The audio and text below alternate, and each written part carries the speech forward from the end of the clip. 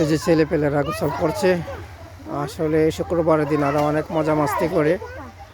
আসলে এই সময়টা আমাদের এক সময় ছিল, কিন্তু এদের মতন এরকম ছিল না। আমার ইচ্ছে ছিল আমিও পড়ালেখা করি, কিন্তু আসলে আমার বাবা ছোটো সময় মারা গেছে। আমার ইচ্ছা থাকলেও আমার ইচ্ছাটা পূরণ হয়নি। আসলে একটা কথা বলতে গেলে আত্মীয় স্বজন, ভাই বোন সবার ছোট আমি।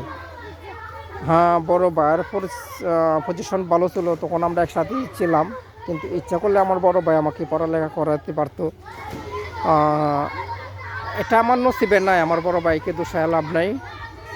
কারণ যদি আমার নসিবে থাকতো হয়তো আমার বড় ভাই আমার লেখাপড়া করাইতো। এটা ওনার দায়িত্ব, উনি পালন করে না, এটা ওনার ব্যাপার। কিন্তু অনেক কথাই মনে পড়ে যায়। আসলে এই সময়টা খুব আমার কাছে খুব কষ্ট লাগতো যখন দেখতাম আমি রাস্তা দিয়ে ছাত্রছাত্রীরা আমাদের সাথে যাচ্ছে কিংবা স্কুলে যাচ্ছে, আর আমি পড়ার ইচ্ছা থাকা সত্ত্বেও আমি পড়ালেখা করতে পারিনি। কারণ পড়তে গেলে টাকার দরকার হয়, আর এই সময়টা আমাদের খুব কষ্টের ছিল, এটা আমরা পারি নাই।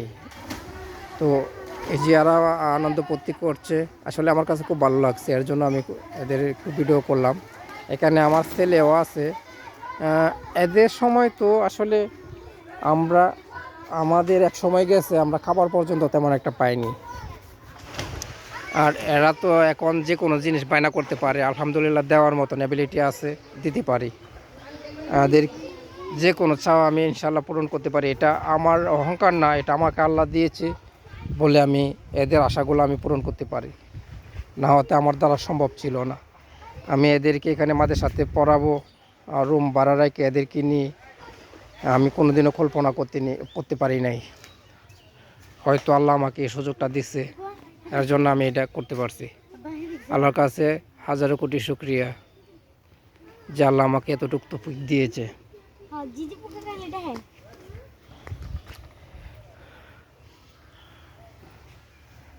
এটা আমার বড় মেয়ে, এটা আমার বড় মেয়ে। আর এখানে দুইটা আছে, এই যে দুইটা। এরপরে হয়েছে এই যে সবুজ কালার গেঞ্জি পরা, এর সবচেয়ে ছোট হয়েছে এই যে সেন্টু গেঞ্জি পরা তানাস। এই যে মেয়েটা সবার ছোট। আর বড় ছেলেটা এখানে লেখাপড়া করতেছে, এখানে গোসল করতেছে। ওরা এখানে গোসল করতেছে।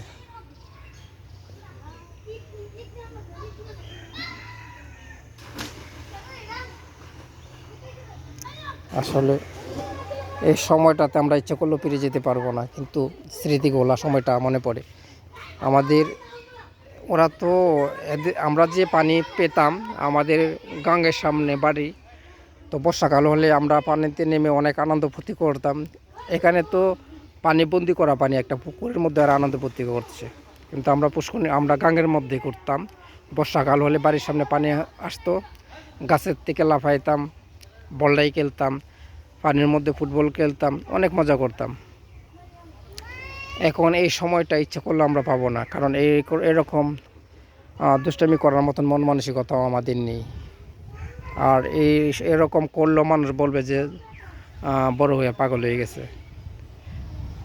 কিন্তু বাচ্চারা এসব দুষ্টামি করতেছে, এর জন্য দেখতেও খুব ভালো লাগছে। যে একজন হুজুর বাচ্চাদেরকে শাসন করছে। হয়তো দেখা গেছে কি একলা একলা গোসল করতে এসে কোনো দুর্ঘটনা করতে পারে, এর জন্য এদেরকে ডেকে নিয়ে যাচ্ছে। না, প্রত্যেকটা হুজুরেরই এরকম দায়িত্ব থাকা ভালো। দায়িত্ব, বাচ্চারা কি করে না করে, কোথায় যাচ্ছে, এরকম দায়িত্ব থাকলে বাচ্চারা কোনো দুর্ঘটনা ঘটে না, কোনো অ্যাক্সিডেন্ট হয় না। আসলে অনেক ভালো লাগছে। এই যে আমার বড় ছেলে, এটা নাম তরফ হাসান, ওই মাদ্রাসাতে পড়ে। সবাই দোয়া করবেন যেন ভালো শিক্ষা দিতে পারি এদেরকে, কারণ ইসলামী শিক্ষা দেওয়ার জন্য এখানে আসছি।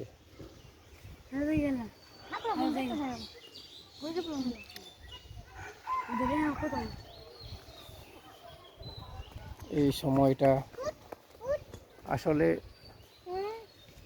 গ্রামের যে প্রাকৃতিক দৃশ্য পরিবেশ, এই পরিবেশগুলো আমার কাছে অনেক ভালো লাগে।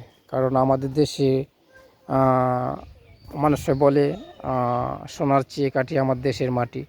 শুধু মাটি বললে ভুল হবে, আমাদের সব কিছুই সোনার চেয়ে কাটি। কারণ নদ নদী, খাল বিল, তরুলতা, প্রকৃতির যে দৃশ্যগুলা, এই দৃশ্যগুলো আমরা বাহিরেও পাই না। বাহিরে পয়সা দিয়ে সুন্দর বাগান করতে পারে, নন্দনাল পার্ক করতে পারে, অনেক সুন্দর করতে পারে, পরিবেশ করতে পারে। কিন্তু আমাদের দেশের যে প্রাকৃতিক যে দৃশ্য, যে আগাছা, যে গাছগুলা, যে প্রকৃতি জন্ম হয়, এই পরিবেশটা আমরা বাহিরে পাই না। কারণ এটা হয় না বাহিরে। কারণ বাহিরে নদ নদী নাই, খাল বিল নাই, বড় সাগর আছে। এই সাগরের মধ্যে এত কিছু আনন্দ ফুর্তি হয় না।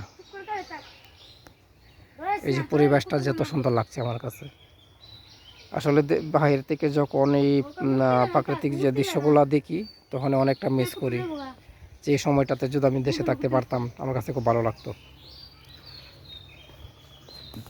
সবাই ভালো থাকবেন এবং দোয়া করবেন, আমি আপনাদের জন্য দোয়া করব।